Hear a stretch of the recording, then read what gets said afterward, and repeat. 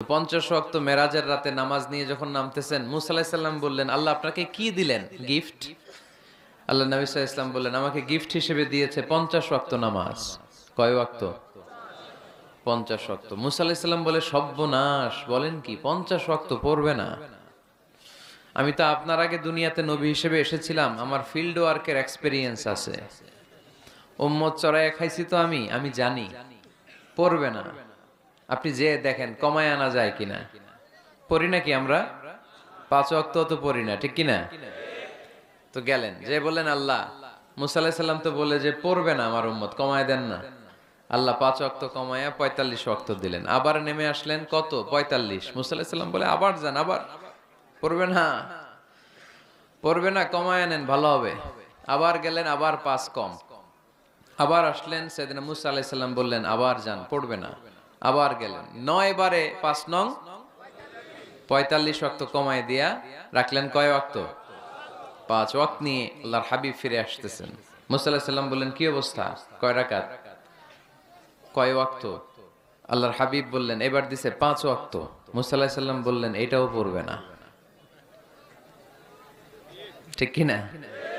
এটাও পড়বে না, কমায় নিয়ে আসেন।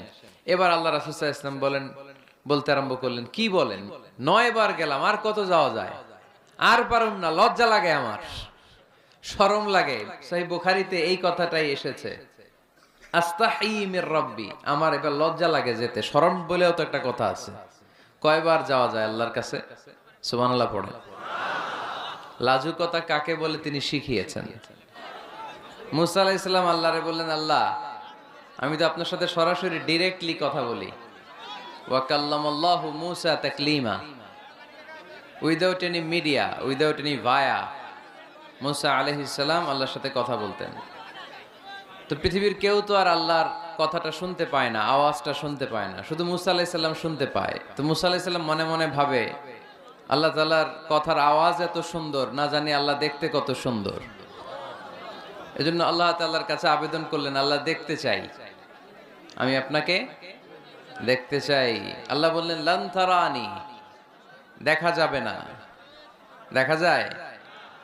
আল্লাহ তাআলাকে দেখা যায়? তিনি দৃষ্টির আয়ত্তে নন, দৃষ্টি তার আয়ত্তে, ঠিক কিনা? খেয়াল করে বুঝেন, তিনি দৃষ্টির আয়ত্তে নন, দৃষ্টি তার আয়ত্তে। কোন দৃষ্টি দিয়ে তাকে সীমায়িত করা যায় না।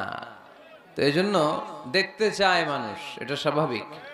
আল্লাহ রাসূল সাল্লাল্লাহু আলাইহি ওয়াসাল্লাম সব ধর্মের লোকদেরকে একসাথে থাকার সুযোগ করে দিয়েছেন। আল্লাহ রাসূল সাল্লাল্লাহু আলাইহি সাল্লাম মদিনাতে যে ছিলেন, ওখানে যে শুধু মুসলমানরাই ছিল এমনটা নয়। ওই সোসাইটিতে খ্রিস্টান ছিল। কি ছিল? ইহুদি ছিল, পৌত্তলিক ছিল। তাদের সবাইকে নিয়ে বিষ্ণু ইসা ইসলাম একটা চার্টার করেছেন। ইতিহাসে এটাকে বলে দ্য মদিনা চার্টার, মদিনা সনদ। শান্তিতে থাকার কিভাবে চুক্তি করতে হয়, চার্টার তৈরি করতে হয়, সনদ করতে হয়, গোটা বিশ্ববাসীকে চোখে আঙ্গুল দিয়ে শিখিয়ে গেছে মুহাম্মদ সাল্লাল্লাহু আলাইহি ওয়াসাল্লাম। শান্তির পয়গাম নিয়ে এসেছেন, সব সময় শান্তি প্রতিষ্ঠার চেষ্টা করতেন, হাঙ্গামা বাজাতেন না কোথাও।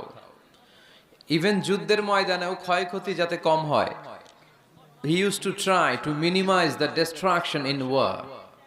যুদ্ধের ময়দানে ডিস্ট্রাকশন কিভাবে কমানো যায় চেষ্টা করতেন। আক্রমণ করবেন, কিন্তু আক্রমণ করার আগে সৈন্যবাহিনীকে বলতেন, খবরদার এই খ্রিস্টানদের, এই ইহুদিদের শিশু বাচ্চাদেরকে মেরো না তোমরা। নাঙ্গা তলোয়ার পেয়ে নারীদেরকে কচুকাটা করো না, বৃদ্ধাদেরকে মেরো না, বৃদ্ধদেরকে মেরো না, ওই ধর্মের পাদ্রীদেরকে পেলে মেরো না। তোমার সাথে যুদ্ধ লাগতে এসেছিল, তারাও তলোয়ার মাটিতে রেখে দিয়ে হাত উঁচু করে যদি বলে surrender, Al Aman, I sick the security, আমি নিরাপত্তা চাই, সারেন্ডার করলাম, তাকেও মেরো না। গবাদি পশুগুলোকে হত্যা করো না, গাছপালাগুলো ভেঙে চুরে চুরমার করে দিও না। সুবহানাল্লাহ পড়েন। করতে গেছে কি? যুদ্ধ করতে গেছে কি? ওই যুদ্ধের ময়দানে আল্লাহ রাসূল সাল্লাল্লাহু আলাইহি ওয়াসাল্লামের এই শান্তির নীতি তিনি ফলো করতেন। কাকে আমরা ফলো করি? কে আমাদের নেতা? নেতারে চিনে নেন, মুহাম্মদ সাল্লাল্লাহু আলাইহি ওয়াসাল্লাম। গোটা বিশ্বকে দিয়েছেন, শুধু নেন নাই, কিছুই নেন নাই। কেঁদেছেন, শুধু আজও কাঁদেন মদিনায়, কিয়ামতের দিনও কাঁদবেন। কিয়ামতের দিন আমরা সবাই কাঁদবো, আমরা সবাই বলবো ইয়া নাফসি ইয়া নাফসি, আল্লাহ আমারে বাঁচাও, আল্লাহ আমারে বাঁচাও। নবীরাও বলবে আল্লাহ আমারে বাঁচাও। একমাত্র শুধুমাত্র কেবলমাত্র আমার প্রিয় নবী, আমার প্রিয় হাবিব, আমার প্যারা রাসূল সাল্লাল্লাহু আলাইহি সাল্লাম বলবেন ভিন্ন কথা। তিনি বলবেন উম্মতি উম্মতি উম্মতি, রব্বি হাবলি উম্মতি, আল্লাহ আমার গুনাহগার উম্মতকে বাঁচাও। সব নবীরা নিজেকে নিয়ে পেরেশান, সব নবীরা উম্মত ভুলে যাবে, ভুলবে না একজন নবী, তার নাম মুহাম্মদ সাল্লাল্লাহু আলাইহি ওয়াসাল্লাম। তিনি আমাদেরকে ভদ্রতা শিখিয়েছেন, শালীনতা শিখিয়েছেন, লাজুকতা শিখিয়েছেন। আমাদের এখন লাজুকতা নাই, লজ্জা শরমের মাথা খেয়েছি আমরা, তাই না? বাবা ছেলে মেয়ে বসে একসাথে হিন্দি সিনেমা দেখে, এরকম আছে না নাই? টাঙ্গাইলে আছে? তার মানে লাজ শরমের মাথা খাইছি, লজ্জা শরম নাই। আল্লাহ রাসূল সাল্লাল্লাহু আলাইহি ওয়াসাল্লাম অনেক লজ্জাশীল ছিলেন। হালিমাতুস সাদিয়া আল্লাহ রাসূল সাল্লাল্লাহু আলাইহি ওয়াসাল্লামের দুধ মা বর্ণনা করেন যে আমি মক্কা থেকে এই কোরাইশি মুহাম্মদ শিশুটাকে নিয়ে আসলাম, 5 বছর রাখলাম, 2 বছর দুধ খাওয়ালাম, কিন্তু কখনো এই কোরাইশি ছেলেটাকে কাঁদতে দেখি নাই। ক্ষুধা লাগলে সে কাঁদতো না, ব্যথা পেলে সে কাঁদতো না, শুধু লজ্জাস্থানের জায়গা থেকে কাপড়টা সরে গেলে সে কেঁদে উঠতো। আল্লাহু আকবার পড়েন। ক্ষুধা লাগলেও কাঁদে না, ব্যথা পেলেও তিনি কাঁদতেন না, শুধু লজ্জাস্থানের জায়গা থেকে কাপড়টা সরে গেলে কেঁদে দিতেন। ছোটবেলায়, শৈশব, কৈশোর, যৌবন সব সময় তিনি লাজুক ছিলেন। আমাদের মধ্যে লাজুকতা নাই, ঠিক কিনা? ইযা লাম তাস্তাহি ফাসনা মা শিইতা, যখন তোমার লজ্জা থাকবে না, তোমার যা মন চায় তুমি তাই করতে পারবা। এজন্য আমরা যেন এই লাজুকতা, শালীনতার প্র্যাকটিস করি। আল্লাহ তুমি তৌফিক দান করো। আজকে মসজিদ নিয়ে কথা বলবো। কি নিয়ে? কি নিয়ে কথা বলবো? মসজিদ।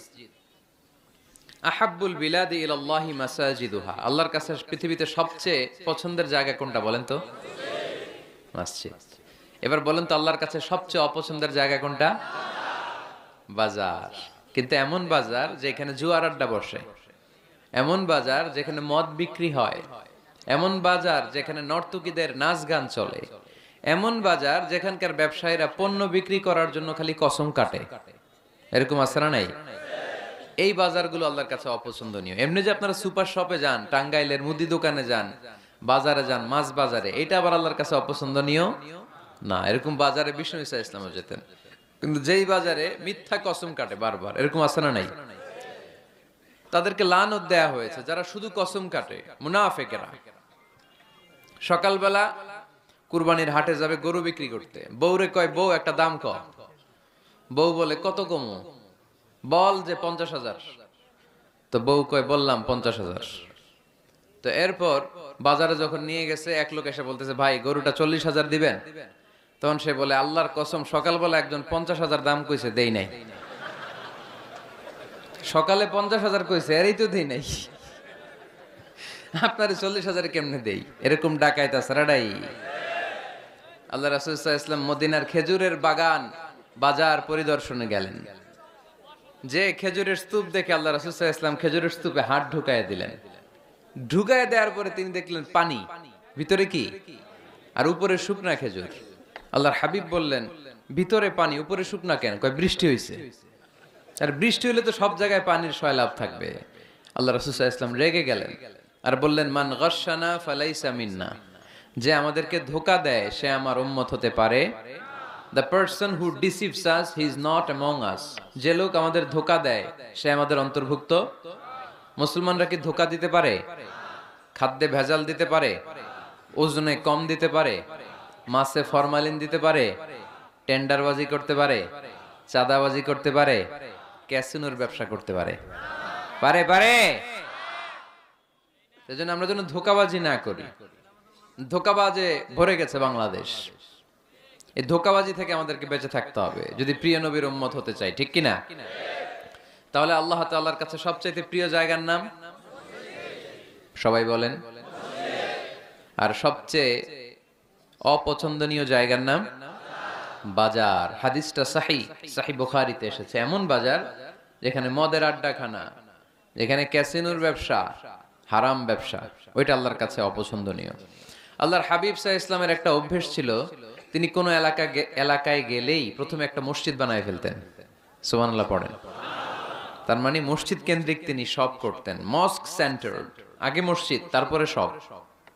যেমন তিনি মক্কা থেকে যখন মদিনায় হিজরতে আসবেন, মদিনায় ঢোকার আগে কোবা নামক একটা এলাকায় তিনি কয়েক সপ্তাহ ছিলেন। ওখানে এই 2 সপ্তাহের ব্যবধানে একটা মসজিদ বানায় ফেলছেন, মসজিদে কোবা।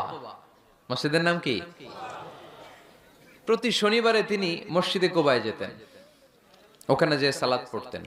এবং আল্লাহর হাবিব বলেছেন, কেউ যদি, আপনারা যখন মদিনা শরীফে যাবেন, শনিবারে যদি কেউ সকালবেলা আপনারা যে কোবা মসজিদে যে অজু করে, ঘর থেকে অজু করে যে 2 রাকাত সালাত পড়েন, তাহলে উমরা করলে, একটা মাকবুল উমরা করলে যেই সওয়াব, ওই সওয়াব আল্লাহ আমলনামায় দিয়ে দিবেন। কোবা থেকে তিনি মাইগ্রেট করলেন মদিনায়। মদিনাতে যেও তিনি একটা মসজিদ প্রতিষ্ঠা করলেন। মসজিদটার নাম সবাই বলেন, মসজিদে নববী। আল্লাহ রাসূল সাল্লাল্লাহু আলাইহি ওয়াসাল্লাম খুব চমৎকার লোকেশন বাছাই করতে পারতেন। লোকেশন তিনি দেখলেন কোথায় করলে ভালো হয়, কোথায় কোথায় কোথায়, খুঁজতে খুঁজতে এমন জায়গাটা পছন্দ হলো, সেখানে ছিল পুরাতন খেজুরের বাগান, ধ্বংসাবশেষ, আর ছিল মুশরিকদের কবর। আল্লাহর হাবিব বললেন, মুশরিকদের কবরগুলোরে হাড্ডি আর কঙ্কাল সহ উঠায় ফেলো, উঠায় আরেক জায়গায় দাফন করো। সুবহানাল্লাহ পড়েন। খেজুর গাছগুলো কেটে সমান করো, ধ্বংসাবশেষ ভেঙে মাটির সাথে গুড়িয়ে দাও, এখানে হবে আমার মসজিদ। স্থাপিত হলো মসজিদে নববী। সুবহানাল্লাহ পড়েন। এখানেই 10 বছর বিষ্ণু ইসা ইসলাম ইমাম ছিলেন, খতিব ছিলেন। এজন্য যারা ইমাম, যারা খতিব, তাদের অনেক দায়িত্ব। তারা বিষ্ণু ইসা ইসলামের রেখে যাওয়া দায়িত্ব পালন করছে। আল্লাহর হাবিবের যে চাকরি ছিল, ইমাম সাহেবদের একই চাকরি। আল্লাহর হাবিবের যে দায়িত্ব ছিল, ইমাম সাহেবদের একই দায়িত্ব, কিন্তু তাদের বেতনটা বড্ড কম এদেশে, তাই না? আহা, সামান্য কিছু বেতন দিয়ে ইমাম মুয়াজ্জিনদেরকে আমরা রাখি, এটা ঠিক না। এজন্য টাঙ্গাইলবাসীদেরকে আমি প্রথম যে মেসেজটা দিতে চাই, ইমাম মুয়াজ্জিন আর খাদেমদের বেতন বাড়ায় দেন। আপনার বেতন বাড়ায় দিবে কে? সভাপতি সাহেব, সেক্রেটারি সাহেব, ক্যাশিয়ার সাহেব, বেতন বাড়ান, ওনাদের বেতন বাড়ায় দেন। আপনাদের জীবনে বরকত দিবে কে? ইমাম মানি নেতা। ইমাম মানি কি? নেতার সাথে যদি আমরা খারাপ আচরণ করি, এটা আমাদের জাতির জন্য কখনোই কোনোভাবে কল্যাণকর হতে পারে না। আল্লাহর হাবিব সাল্লাল্লাহু আলাইহি ওয়াসাল্লাম নিজ হাতে মসজিদ তৈরি করলেন। আমাদের মতো টাইলস আর এয়ার কন্ডিশনের মসজিদ, মসজিদে নববী না, এরকম ছিল না। বালুর ফ্লোর। কিসের ফ্লোর? ছাদ ছিল খেজুর পাতার ছাউনি। বৃষ্টি হলে ওই বালুর মধ্যে কাদামাটি হয়ে যেত, আর ওই কাদামাটিতেই দাঁড়িয়ে নামাজ পড়তেন মুহাম্মদ সাল্লাল্লাহু আলাইহি ওয়াসাল্লাম। সাহাবারা বলতেন, আল্লাহর হাবিব যখন নামাজ পড়ে আমাদের দিকে তাকাতেন, রাআইতু আসারা তিনি ফি জাবহাতিহি, আমরা রাসূলের নাকে এবং কপালে দেখতাম কাদার মাটি মিশে আছে। আল্লাহর হাবিব যখন মুসল্লিদের দিকে তাকাতেন, দেখতেন প্রতিটা মুসল্লি সাহাবীর নাকে আর কপালে কাদার মাটি মিশে আছে। তার মানে আমার নবীর বানানো মসজিদ ছিল কাঁচা, কিন্তু মুসল্লি ছিল পাকা। আমাদের মসজিদগুলো পাকা, কিন্তু মুসল্লিরা কাঁচা। পাকা মুসল্লি হইতে হবে, মসজিদকে আবাদ করতে হবে। কি করতে হবে? আওয়াজ করে বলেন, কি করতে হবে? আমরা মিলে, সবাই মিলে যেন মসজিদকে আবাদ করি, আমরা যেন মসজিদ নির্মাণ করি, সবাই যেন মসজিদ আবাদে অংশগ্রহণ করে। এজন্য আল্লাহ বললেন, ইন্নামা ইয়া'মুরু মাসাজিদাল্লাহি মান আমানা বিল্লাহি ওয়াল ইয়াউমিল আখির ওয়া আকামাস সালাতা ওয়া আতাজ যাকাতা ওয়া লাম ইয়াখশা ইল্লাল্লাহ فعسى أولئك أن يكونوا من المهتدين। সুবহানাল্লাহ পড়ে। নিশ্চয়ই মসজিদ আবাদ করে তারা যারা আল্লাহ বিশ্বাস করে, আখিরাতে বিশ্বাস করে, সালাত কায়েম করে, যাকাত আদায় করে, আল্লাহ ছাড়া কাউরে ভয় পায় না। এই 5টা কাজ যারা দুনিয়ার বুকে করে, তারাই হলো আল্লাহর জমিনে মসজিদের আবাদকারী। ঠিক কি না? ফাআসা উলাইকা ইয়াকুনু মিনাল মুহতাদিন, আশা করা যায় এরাই হলো হেদায়েত প্রাপ্তদের অন্তর্ভুক্ত। সুবহানাল্লাহ পড়ে। এদের কাছে আল্লাহর হেদায়েত আছে। 5টা গুণ আর কোয়ালিটিস থাকবে যারা মসজিদের আবাদ করবে। 1 নম্বর গুণ, মসজিদের আবাদকারী যারা হবে তারা বিশ্বাস করবে একজনকে, তিনি কে। আবার তাদের 2 নাম্বার গুণ, তারা আখিরাতে বিশ্বাস করবে। মসজিদ যারা আবাদ করবে তাদের 3 নাম্বার গুণ, তারা মসজিদে যে জামাতে সালাত আদায় করবে, ঠিক কিনা? মসজিদ আবাদ করে কিন্তু মসজিদে যায় না, এরকম আছে না নাই? মসজিদের সভাপতি যায় না মসজিদে, সেক্রেটারি যায় না, ক্যাশিয়ার যায় না, আছে না নাই? তো এটা কি আবাদ করলেন আপনি? আপনি সভাপতি, আপনার তো আরো আগে যাওয়া দরকার। যাবেন মসজিদে, আপনি সেক্রেটারি, আপনি যাবেন মসজিদে, যাবেন যে নামাজ পড়বেন। আপনি ক্যাশিয়ার, কোষাধ্যক্ষ, যান না কেন আপনি মসজিদে? আপনি যদি মসজিদ আবাদকারী হতে চান, রব্বে কারিমের খাতায় মসজিদ আবাদকারীদের সাথে নিজের নামটা টুকে নিতে চান, তাহলে মসজিদে যান, ঠিক কিনা? এজন্য আল্লাহ বললেন মসজিদ আবাদকারী তারা যারা আল্লাহর উপর ঈমান আনে, আখিরাতের প্রতি ঈমান আনে, তারা মসজিদে যায়। মসজিদে যে সালাত কায়েম করে, কি করে? সালাতে কায়েম করো হো, সালাতে কায়েম করো, হবে সম্মানী তুমি, হবে জান্নাতি তুমি, হবে সম্মানী তুমি, হবে জান্নাতি তুমি, দিবে কাল হাসরে শীতল ছায়া আরশে আজিম, রব্বিয়াল আলা রব্বিয়াল আযীম, রব্বিয়াল আলা রব্বিয়াল আযীম। সুবহানাল্লাহ পড়েন। আউয়ালু মা ইউহাসাবু বিহিল আবদু ইয়াউমাল কিয়ামাতি আস-সালাহ। কিয়ামতের দিন সর্বপ্রথম যে জিনিসটার হিসাব আল্লাহ নেবেন সেটা কি? সালাত। কুরবানির গোশতের সাথে যেটা খায়, তাই না? সালাত মানে নামাজ। এই নামাজের হিসেবটা সর্বপ্রথম আমাদের কাছ থেকে চাইবে কে? আপনার আমলনামার এই হিসেব যদি আপনার জন্য কিয়ামতের দিন সহজ হয়ে যায়, পুরো আমলনামাটারে সহজ করে দিবে কে? আর এই সালাতের হিসাবে যদি গন্ডগোল লাগে, সব গন্ডগোল লাগায় দিবে কে? এজন্য আল্লাহ বললেন মসজিদের আবাদকারী তারা যারা আমার উপরে বিশ্বাস রাখে, আখিরাতে বিশ্বাস রাখে, সালাত কায়েম করে, যাকাত আদায় করে, আল্লাহ ছাড়া কাউকে তারা ভয় পায় না। ওয়ালাম ইয়াখশা ইল্লাল্লাহ, আল্লাহ ছাড়া কাউকে তারা ভয় পায় না। তাদের হৃদয়ে ভয় থাকে একজনের, তিনি কে? ফাআসা উলাইকা ইয়াকুনু মিনাল মুহতাদিন, আশা করা যায় তারাই হেদায়েত প্রাপ্তদের অন্তর্ভুক্ত, ঠিক কি না? কথাটা কার? এখন আমরা মসজিদের আবাদকারী হতে চাই কি চাই না? এই 4-5 জন চান? সবাই মসজিদের আবাদকারী হতে চাই কি চাই না? তাহলে এই 5টা কাজ করতে হবে। আল্লাহর উপর বিশ্বাস, আখিরাতে বিশ্বাস, মসজিদে যে সালাত আদায়, যাকাত আদায়, আর হৃদয়ে আল্লাহর ভয় ছাড়া আর কারো কোনো ভয় থাকতে পারবে না। সাউন্ড নাই ওখানে? মাইকম্যান কই? কি নাম তোমার মাইকের? দেখি।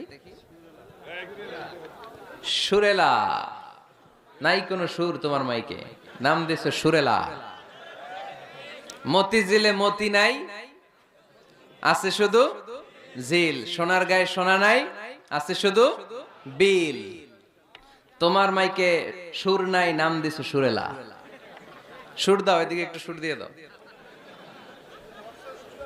একটু সাউন্ড দিয়ে দাও, একটু স্ট্রং করে দাও। সুরেলা, সুন্দর নাম দিছো তুমি। আমার নবীর কণ্ঠ ছিল বড় সুরেলা, ঠিক কি না? রাসূল সাল্লাল্লাহু আলাইহি ওয়াসাল্লামের কণ্ঠের তেলাওয়াত শুনে কাফের মুশরিকগুলো পাগল হয়ে যেত, অস্থির হয়ে যেত, এত সুন্দর কণ্ঠ কি করে হয়। এবং রাতের বেলা লুকিয়ে লুকিয়ে আল্লাহর হাবিবের তেলাওয়াত শুনতে যেত। সুবহানাল্লাহ পড়বেন না? হইছে? সুরেলা হইছে? হইছে, আলহামদুলিল্লাহ। তাহলে আমরা সবাই মসজিদ আবাদ করতে চাই। টাঙ্গাইলের ভাইরা আজকে আমাকে বলল যে মসজিদ নাকি আজকে আপনারা আবাদ করবেন। রাজি আছেন তো সবাই?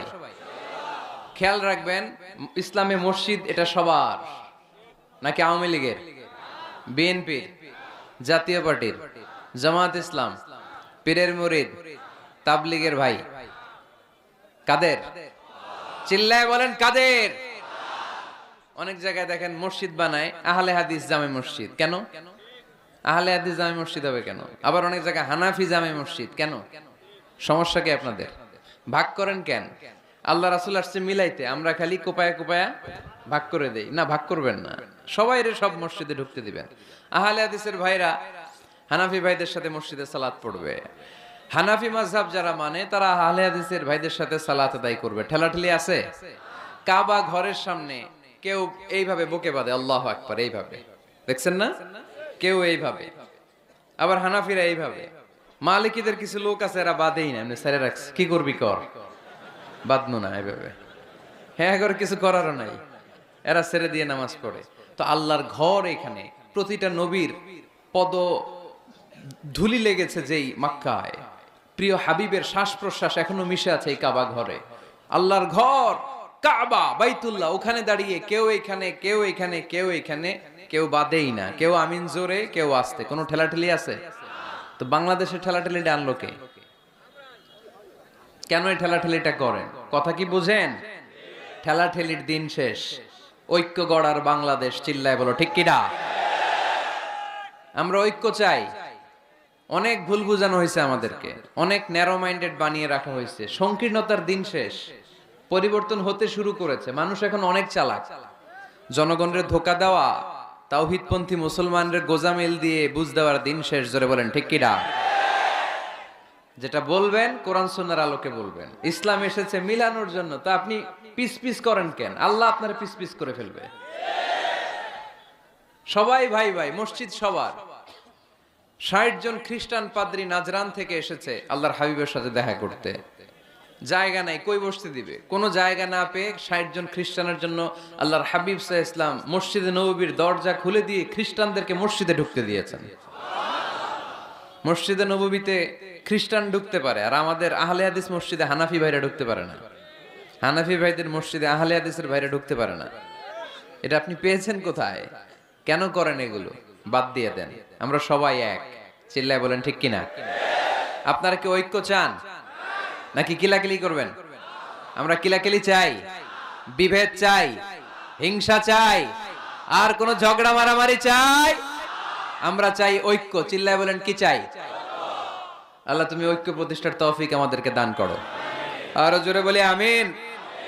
এজন্য আল্লাহ বললেন ইন্নামা ইয়ামুরু মাসাজিদাল্লাহ, যারা আল্লাহ বিশ্বাসী, নামাজ পড়ে, যাকাত দেয়, আল্লাহরে ভয় করে, তারাই মসজিদের আবাদ করে।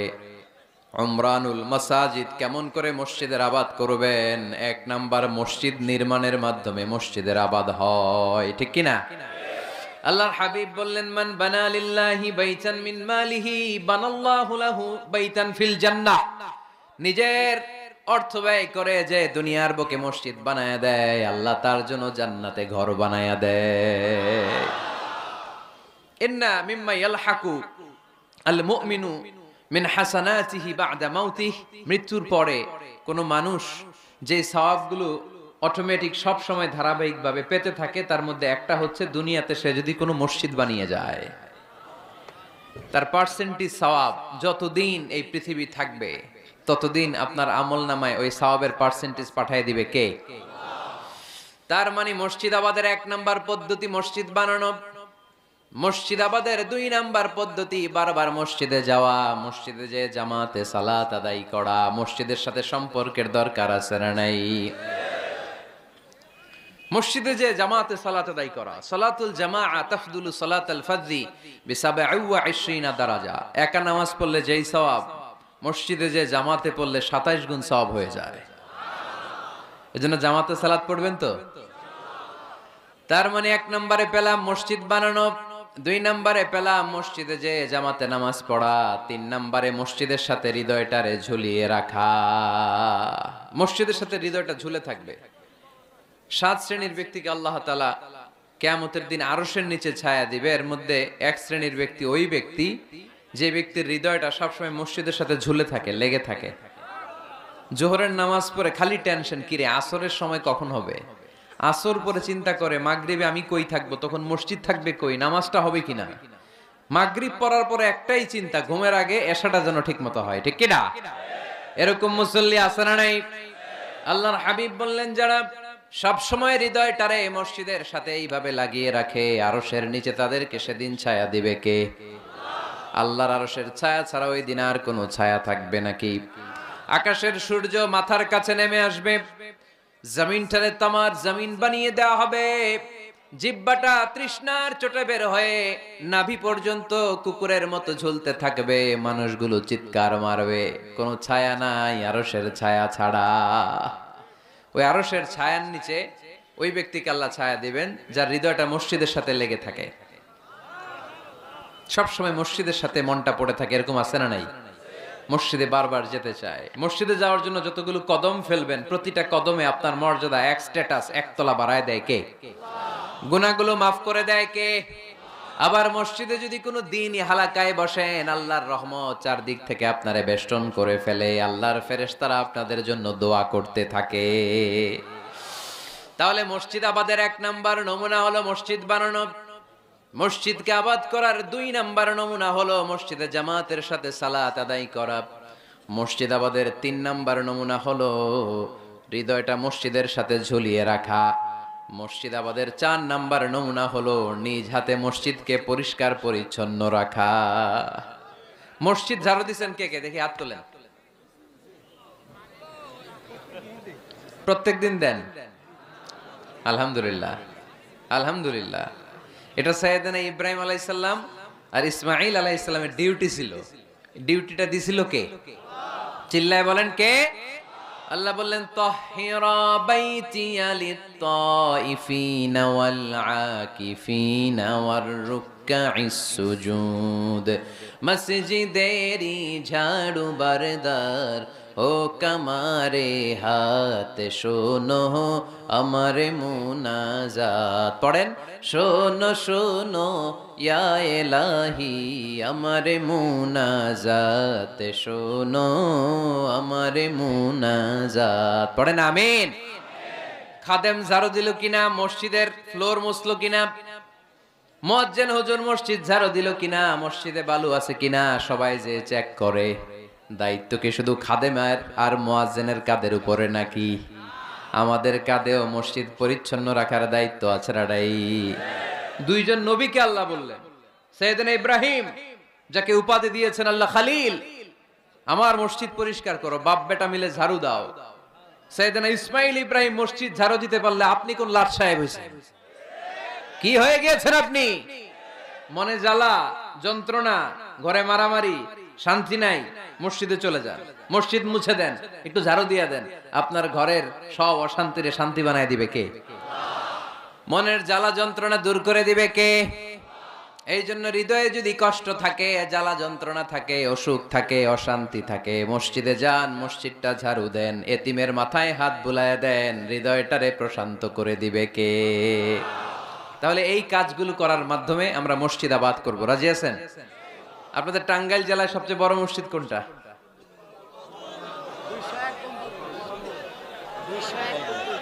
201 গম্বুজ। কই এটা? গোপালপুর। ঝাওয়াইল গোপালপুর। কে করছে এটা? কে বানাইছে?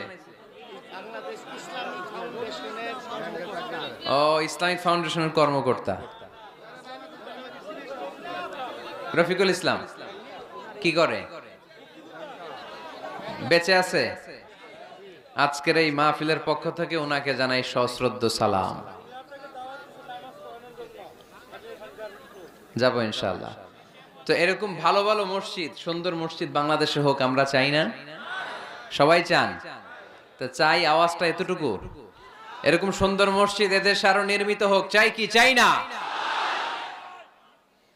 মসজিদে আমরা যাব, মসজিদে আমরা আবাদ করব। মসজিদ নিয়ে আজকে অনেক কথা আছে, কেউ উঠবেন না, মজার কথাগুলো শেষে রেখে দিছি। যারা উঠবেন এদের মিস। উঠবেন না, বসেন।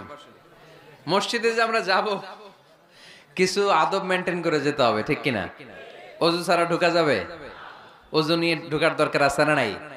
আবার আল্লাহ বললেন, ইয়া বানি আদম খুযু জিনাতাকুম ইনদা কুল্লি মাসজিদ। ও বনি আদম, মসজিদে যখন নামাজ পড়তে যাও সবচেয়ে ভালো কাপড়গুলো গায়ে দিয়ে যাও। আদেশটা কার? কিন্তু আমরা যখন মসজিদে ঢুকি সবচেয়ে সিরা পাড়াটা পয়রা ঢুকি, আছে না নাই? পুরান দুরান ছিঁড়া পাড়া যেটা আর চলে না ওইটা গায়ে দেয়া যায়।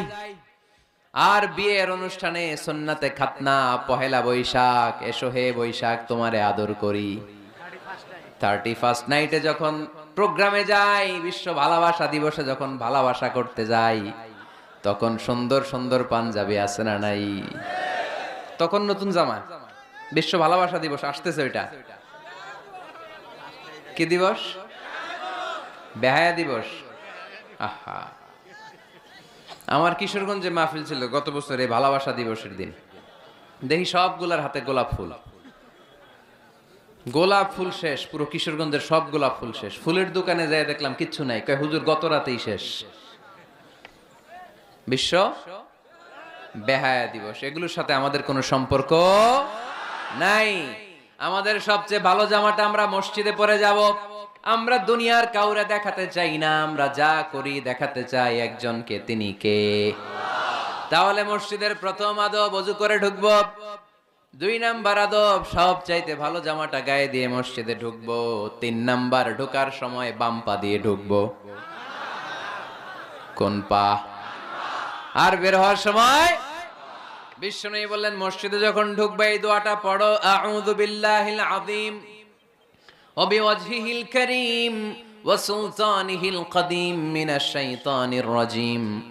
এই 4টা শব্দ দিয়ে এই দোয়াটা যে পড়বে, এই দোয়াটা পড়ার সাথে সাথে শয়তান চিৎকার মারে আর ঘোষণা দেয়, আজকের দিনের জন্য আমার ওয়াসওয়াসা থেকে তুই মুক্ত হয়ে গেলি। আফসোস করে শয়তান বলে, তোরে তো আর কিছু করা গেল না, তোর উপরে আর কোনো খবরদারি নাই, আজকে সারা দিনের জন্য তোর রবের কাছ থেকে তুই প্রোটেকশন পেয়ে গেলি, আজকে শেষ, কালকে ধরবো তরে। কাল 50 ওয়াক্ত মেরাজের রাতে নামাজ নিয়ে যখন নামতেছেন, মুসা আলাইহিস সালাম বললেন, আল্লাহ আপনাকে কি দিলেন গিফট? আল্লাহ নবী সাল্লাল্লাহু আলাইহি ওয়াসাল্লাম বললেন, আমাকে গিফট হিসেবে দিয়েছে 50 ওয়াক্ত নামাজ। কয় ওয়াক্ত? 50 ওয়াক্ত। মুসা আলাইহিস সালাম বলে, সর্বনাশ, বলেন কি 50 ওয়াক্ত পড়বে না? আমি তো আপনার আগে দুনিয়াতে নবী হিসেবে এসেছিলাম, আমার ফিল্ড ওয়ার্কের এক্সপেরিয়েন্স আছে, উম্মত চড়াইয়া খাইছি তো আমি জানি পড়বে না। আপনি যে দেখেন কমায় আনা যায় কিনা। পড়ি নাকি আমরা? 5 ওয়াক্ত তো পড়ি না, ঠিক কিনা? তো গেলেন যে বললেন, আল্লাহ মুসা আলাইহিস সালাম তো বলে যে পড়বে না আমার উম্মত, কমায় দেন না। আল্লাহ 5 ওয়াক্ত কমায়া 45 ওয়াক্ত দিলেন। আবার নেমে আসলেন কত? 45। মুসা আলাইহিস সালাম বলে, আবার যান, আবার পড়বে না, পড়বে না, কমায় নেন, ভালো হবে। আবার গেলেন, আবার 5 কম। আবার আসলেন, সাইয়েদনা মুসা আলাইহিস সালাম বললেন, আবার যান, পড়বে না। আবার গেলেন, 9 বারে 5 নং 45 ওয়াক্ত কমায় দিয়া রাখলেন কয় ওয়াক্ত? 5 ওয়াক্ত নিয়ে আল্লাহর হাবিব ফিরে আসতেছেন। মুসা আলাইহিস সালাম বললেন, কি অবস্থা? কয় রাকাত? কয় ওয়াক্ত? আল্লাহর হাবিব বললেন, এবার দিছে 5 ওয়াক্ত। মুসা আলাইহিস সালাম বললেন, এটাও পড়বে না,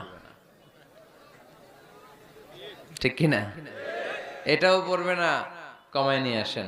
এবার আল্লাহ রাসূল সাল্লাল্লাহু আলাইহি ওয়াসাল্লাম বলতে আরম্ভ করলেন, কি বলেন, 9 বার গেলাম, আর কত যাওয়া যায়?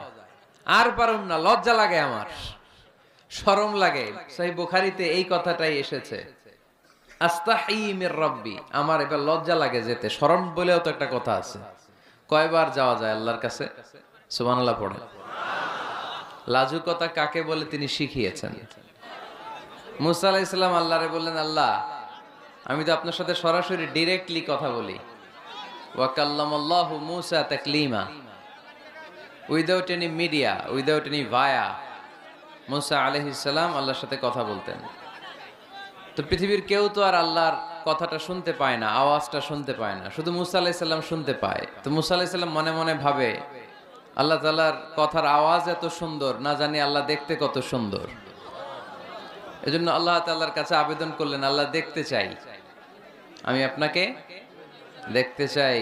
আল্লাহ বললেন, লান তারানি, দেখা যাবে না।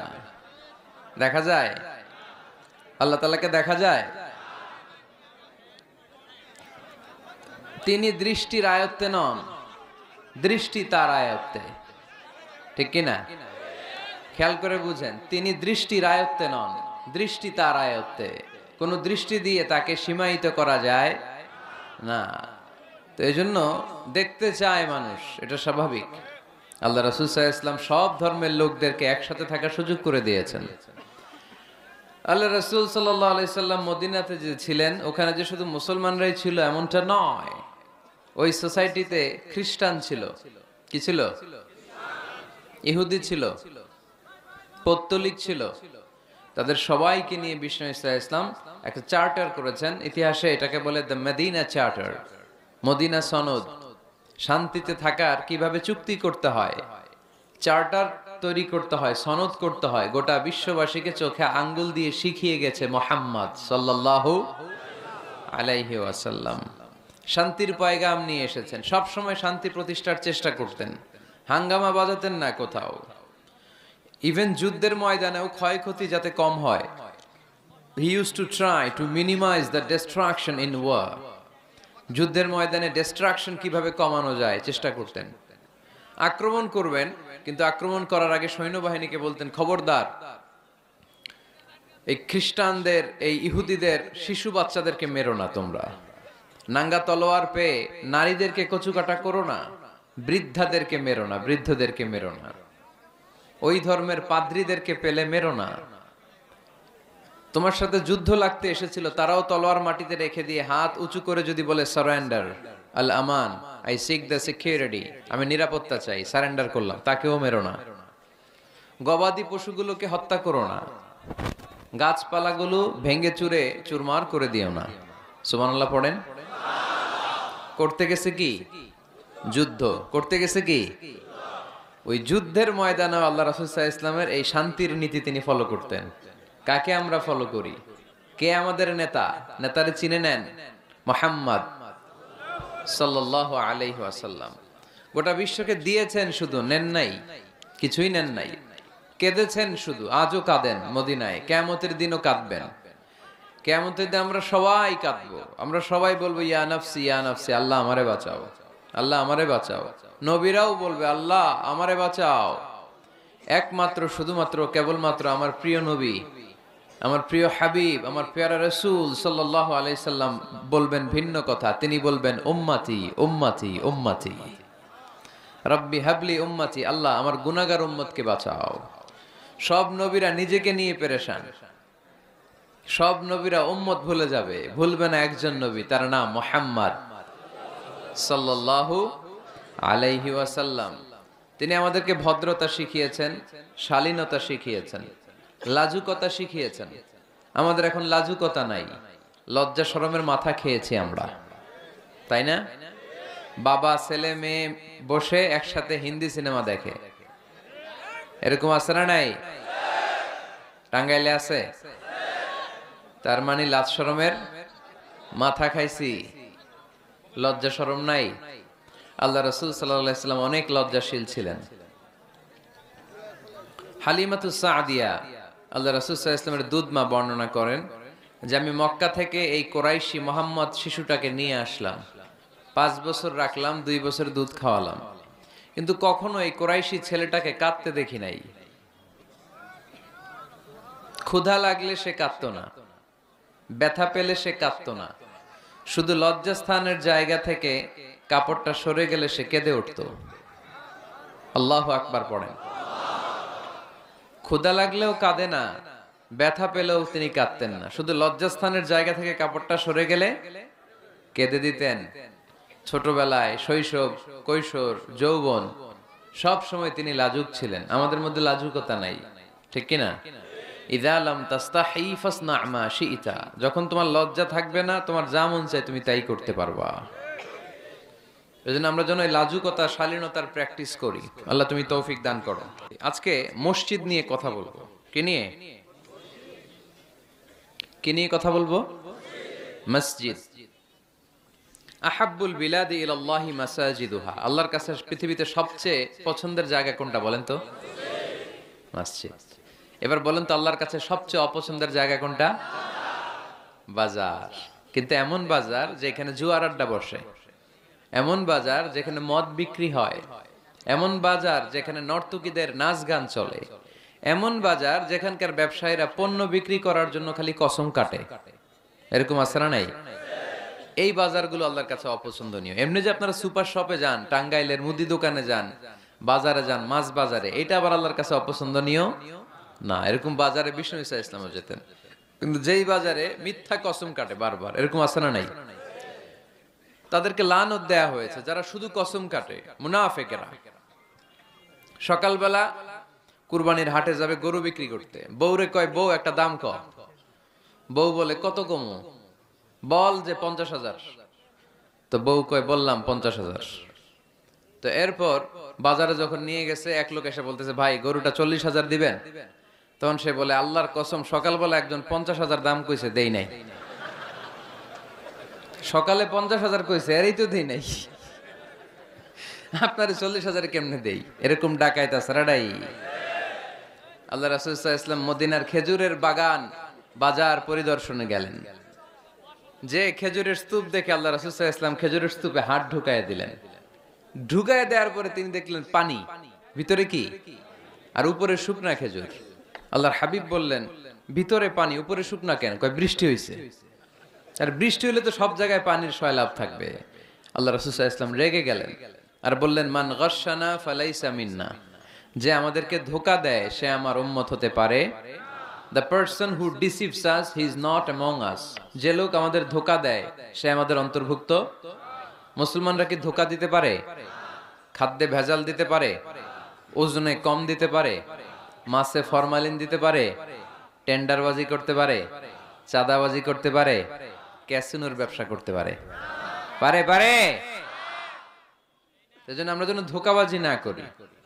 ধোঁকাবাজে ভরে গেছে বাংলাদেশ। এই ধোঁকাবাজি থেকে আমাদেরকে বেঁচে থাকতে হবে যদি প্রিয় নবীর উম্মত হতে চাই, ঠিক কিনা? তাহলে আল্লাহ তাআলার কাছে সবচাইতে প্রিয় জায়গার নাম সবাই বলেন। আর সবচেয়ে অপছন্দনীয় জায়গার নাম বাজার। হাদিসটা সহিহ বুখারীতে এসেছে। এমন বাজার যেখানে মদের আড্ডাখানা, যেখানে ক্যাসিনোর ব্যবসা, হারাম ব্যবসা, ওইটা আল্লাহর কাছে অপছন্দনীয়। আল্লাহর হাবিব সাল্লাল্লাহু আলাইহি ওয়াসাল্লামের একটা অভ্যেস ছিল, তিনি কোন এলাকায় গেলেই প্রথমে একটা মসজিদ বানায় ফেলতেন। সুবহানাল্লাহ পড়েন। তার মানে মসজিদ কেন্দ্রিক তিনি সব করতেন, মস্ক সেন্টার্ড। আগে মসজিদ, তারপরে সব। যেমন তিনি মক্কা থেকে যখন মদিনায় হিজরতে আসবেন, মদিনায় ঢোকার আগে কোবা নামক একটা এলাকায় তিনি